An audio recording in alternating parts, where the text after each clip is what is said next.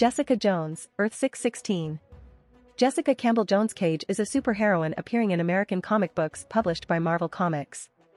The character was created by writer Brian Michael Bendis and artist Michael Gaydos and first appeared in Alias No. 1, November 2001, as part of Marvel's Max, an imprint for more mature content, and was later retroactively established to have first appeared in Amazing Spider-Man No. 4, June 1963, in the Silver Age of comic books as an originally unnamed classmate of Peter Parker, created by writer-editor Stan Lee and artist Steve Ditko. Within the context of Marvel's shared universe, Jones is a former superhero who becomes the owner, and usually sole employee, of Alias Private Investigations. Bendis envisioned the series as centered on Jessica Drew and only decided to create Jones once he realized that the main character had a distinct voice and background that differentiated her from Drew. Jessica Jones has been described as one of Marvel's most notable and powerful female heroes. Kristen Ritter portrayed the character in the Marvel Cinematic Universe streaming television series Jessica Jones and the Defenders. Elizabeth Cappuccino portrayed a young Jessica in the first and second seasons of Jessica Jones. Early life.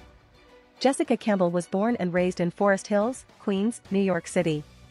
She attended Midtown High School along with Peter Parker, where they shared several classes. She developed a crush on Peter, but never told him. He followed him to the New York Hall of Science, where she was about to approach him, but he was bitten by the radioactive spider that granted him his superpowers. He left the building. Jessica followed after him, but lost sight of him and was nearly run down by an Ajax Atomic Labs truck before a man pulled her to safety. Jessica fled the scene. At home that night, Jessica tried to pleasure herself to her pictures of the Human Torch, but was interrupted by her younger brother Philip. The family later went on a trip to Disney World with tickets given to them by her father's boss, Tony Stark. The accident. On the way home, Jessica argued with her brother before the car collided with a military convoy carrying radioactive chemicals. Her family was killed, and she was exposed to the chemicals. After spending several months in a coma, Jessica emerged around the time the Fantastic Four first encountered Galactus, an event in which tremendous cosmic radiation was given off. She was placed in an orphanage, the Moore House for Wayward Children, and was later adopted by Elisa Jones and her husband, legally taking their last name. After her recovery, Jessica discovered that she had developed superhuman powers such as strength and durability. Her new family re-enrolled Jessica at Midtown High, where she was ostracized by her classmates, especially the school bully Flash Thompson. Peter tried to befriend Jessica, feeling she was a kindred spirit as they had both lost family members. Jessica, however, mistook his kind attention and lashed out at him, believing he was merely pitying her. When she ran away, she discovered that she could fly, although she lost control and crashed into the Hudson River. She was rescued by Thor. While trying out her powers, she accidentally crash-landed on the Scorpion, who was robbing a laundromat. This was enough to stun him so he could be apprehended. It was while witnessing a fight between Spider-Man and Sandman in her own class that she realized she could use her powers for good. Jewel and the Purple Man. She attempted to become a superheroine, calling herself Jewel, and was active for about 4 years. Little is known of her exploits during her tenure as Jewel, as mainstream media didn't monitor her as closely as other heroes of the era. One day, she happened upon a fistfight in a restaurant and discovered that Zebediah Kilgrave, aka the Purple Man, had told the men to fight. Kilgrave then overpowered Jessica's will and told her to take care of the police so that he could finish his meal, which she did. Jessica was captured by the Purple Man and kept prisoner for 8 months, though she was never used for sexual means. However, she was used by Purple Man as an accomplice in his schemes, and hurt people. She was eventually sent to attack the red-costumed Daredevil at wherever the costume frat boys hang out, and kill anyone who got in the way, after a newspaper report angered Kilgrave. Jessica became disoriented once she was out of range of the pheromones produced by Kilgrave, but, having been under his control for so long, she was still focused on her mission. She ended up attacking the Scarlet Witch because her costume was red, like Daredevil's. After hitting the Scarlet Witch, she snapped out of Kilgrave's control. Thinking the gathered Avengers and Defenders would attack her, Jessica ran away, but was found and nearly killed by the Vision and Iron Man. Jean Grey of the X-Men helped awaken Jessica from another coma. Following several months of recovery, she began dating Clay Quartermain and was asked to join the Avengers as a S.H.I.E.L.D. liaison, but declined the offer. Nitress and Alias Investigations. Still bitter about her experience, Jessica briefly became a hardened vigilante, calling herself Nitress. However, her stint as Nitress only lasted for about a week. Intercepting a crime meeting between the Owl and a mafioso, she first encountered Luke Cage. After defeating the Owl and his goons, she discovered that one of the thugs had brought his children with him. She took off her mask and revealed her identity to the cops so that they would allow her to look after the children for the night. Luke went to her home later that night and the two had a long talk. Jessica retired as a superheroine and began a new career as a detective, creating Alias Investigations. Luke Cage hired her to find his father James Lucas, who does not trust his heroic son. Jessica met Mrs. Lucas at her home. Jessica explained that she was a detective representing Cage in the search for her husband. She said that he had no interest in meeting his son due to the death of his other son, James Lucas, Jr. On their way home, Luke and Jessica stopped at a nearby Dairy Queen and embrace. One of her cases involved a client whose wife had cheated on him. The evidence also showed that his wife was a mutant, which angered the man to the point of attacking Jessica. She reacted by throwing the man through the window of her office door. Jessica met Luke Cage at his bar, and they spent an intimate evening together. Her next client came to her trying to find her sister, Miranda Pritchett. During the investigation, she found that Miranda was actually safe and accidentally found out that her boyfriend was Captain America. She traveled to Miranda's house only to discover a crime scene as the woman had been strangled. Distraught, she spent another evening with Luke. She later tried to meet with Cap, but he was away on a mission. At her office, NYPD Detective Paul Hall questioned her about Miranda. She lied about knowing that Miranda was murdered, but Hall produced a photograph of the crowd at the crime scene proving that she was at Miranda's house the previous night. He asked her to then accompany him to the police station. She was interrogated about the crime and her past life as a superhero, and she became enraged at the accusation. Before she could do anything, her lawyer, Matt Murdock, arrived and had her freed. He told her he was an ally and a friend of Luke Cage. She asked her old friend Carol Danvers to investigate the number that her client had given her. Carol confirmed the phone number was owned by LWS Enterprises. The email included LWS's main phone line, which, when called, went to the committee to elect the Democratic presidential candidate Stephen Keaton. At a bar in Washington, D.C., Jessica realized that she had been set up to videotape Captain America's secret identity in order to damage the President of the United States. She found the woman who hired her working at Keaton's campaign office. She chased after her and found her dialing Lawson, Daviano before she fainted. She went to the law office of Lawson, Daviano and Silver where she confronted David Lawson, accusing him of hiring her through a third party and demanding to know why. Lawson threatened to call the police, but she waited outside his office for him. Matt Murdock contacted her and told her that the NYPD had dropped the investigation into her based on the autopsy results on Miranda.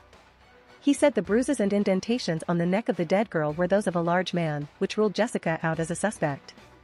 However, during the call, she was attacked by Michael Man Mountain Marco, who attempted to strangle her. Jessica easily defeated him. She approached Mr. Zumas and he told her that she ought to sell the tape she made, and explained that his motivation in tricking Jessica into making the tape was so that she would give up Captain America to the press.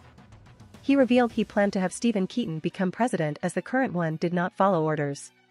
She was contacted by Quartermain, who told her they had been monitoring the conversation. S.H.I.E.L.D. came in and arrested Mr. Zumas. Captain America contacted Jessica and thanked her for saving his reputation. Carol tried to get Jessica to stop seeing Luke and suggested the previous Ant-Man, Scott Lang, instead. While on a case, a strange man named Malcolm Powder came into her office claiming to be a big fan, but she soon kicked him out. Soon after, a woman named Jane Jones came to her office. She said they were related as Jane is married to her cousin, Rick Jones. She claimed Rick had been missing for weeks. However, Jessica had no recollection of being related to Rick and she even contacted her mother to confirm. She tracked Rick to a bar called Ultimates, and when she confronted him he asked her if she was an agent of the Kree or the Skrulls. She tried to convince him to go home, but because of the Kree-Skrull War, Rick felt he was considered a war criminal with a bounty on his head. He refused to go to the Avengers because of the book he wrote, which went into too much detail about his relationship with Captain America, so they went to the Baxter Building to see the Fantastic Four instead. Roberta, the robotic secretary, refused them entry and tried to contact the Avengers as Rick ran off. Jessica went back to Alias Investigations and dozed off at her desk. She was later awoken by Malcolm again. He answered the phone call from Edwin Jarvis, who confirmed that the real Rick Jones was in Los Angeles, and they were well aware of the imposter. Jessica kicked Powder out again when he asked for a job. Later in the day, she found the imposter who had reunited with his wife. J. Jonah Jameson of the Daily Bugle hired Jessica to discover the true identity of Spider-Man and assigned journalist Ben Urich to shadow Jones in order to write a series of articles chronicling her investigation. However, offended by Jameson's insults to her career and gender, Jessica used the money and resources the Bugle was giving her to feed the poor, to care for orphans, and to help the sick. Jameson eventually fired her when he learned of this. Jessica commuted to Lego, New York, to find a missing girl named Rebecca Cross. During the investigation with the girl's family, she learned Rebecca was a mutant. The preacher in Lego was holding anti-mutant sermons, in which he claimed that God didn't create mutants. Man created mutants. Mutants are abominations brought on by man's greed. She confronted the preacher, accusing him of hate crimes that had led to the attacks in the town. It was during this case that Scott Lang contacted Jessica to ask her on a date. She later found Rebecca alive with her girlfriend in a bar in the next town over and brought her back home. When they returned back to the town, they learned Catherine Cross murdered Rebecca's father. Jessica felt bad for Rebecca, so she let her go back to the town she had been living in. After the case, she contacted Scott. She later went on a date with Scott Lang. However, the two were interrupted by Spider-Man and the Human Torch chasing Dr. Octopus down the street. In one case, she succeeded in finding the missing Spider-Woman, Maddie Franklin. Maddie's boyfriend had been keeping her drugged and was using her as a source of superpowered genetic material to create the drug known as mutant growth hormone. Her willingness to take cases involving her former colleagues was not always well received by the superhero community. She still assisted other heroes from time to time and had a large number of contacts. Attributes. Powers. Artificially enhanced physiology. Jessica gained her superhuman powers after her family's vehicle collided with a truck of unknown chemicals. After being in a coma for quite some time, she awakened with the following abilities. Superhuman strength. While her uppermost strength level has never been properly documented, Jessica has shown that she has strength enough to lift a 2-ton police car with no discernible effort and toss it a short distance at approaching policemen while under the control of the Purple Man. She later sent Spider-Woman, Jessica Drew, flying across a room, through a table, and into unconsciousness with a single blow. When she first discovered her powers, Jessica was also able to push over a firmly rooted tree with little effort and later punched straight through the metal hood of a taxi. She later lifted Tom Foster off of the ground by the nostrils and tossed him a short distance. While flying at high speed, Jessica was able to smash into Atlas with enough force to give him a bloody nose. Superhuman durability. Jessica's body and tissues are far more resistant to certain types of injury when compared to an ordinary human, particularly impact forces. After several men pointed guns at her, Jessica implied that shooting her would only ruin her jacket.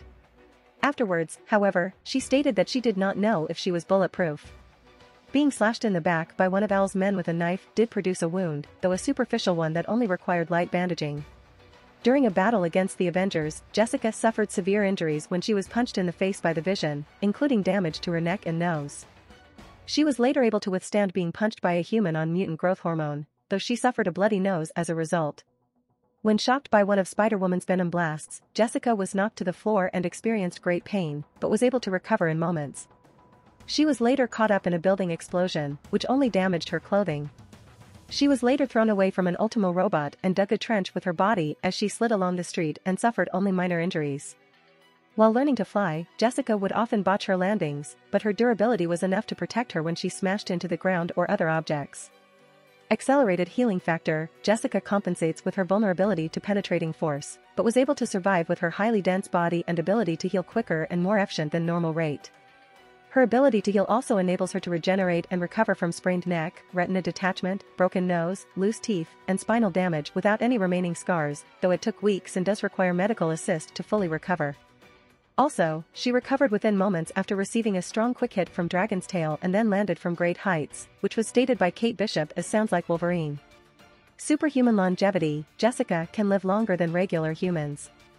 Possibly, because of the energy sustaining her body after being exposed to energy released by Galactus. Flight. The first superpower that Jessica discovered was the ability to fly. Though her top speed has not been documented, it is likely that it is ultimately subsonic.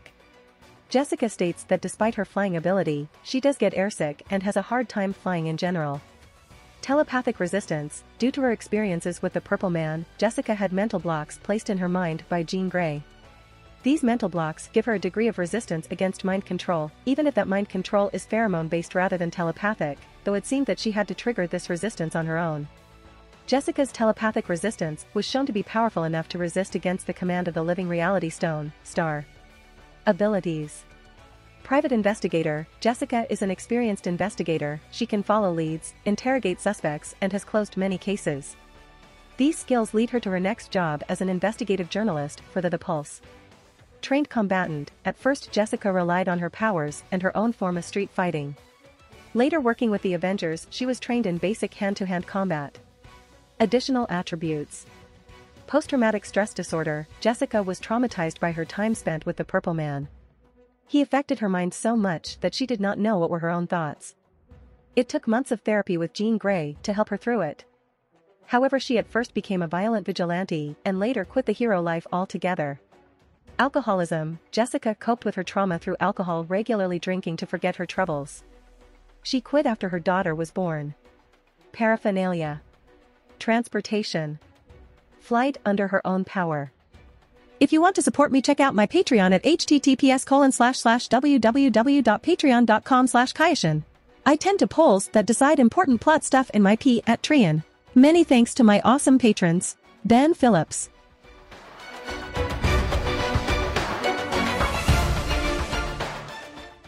If you like this content, don't forget to like and subscribe. See you later, bye bye.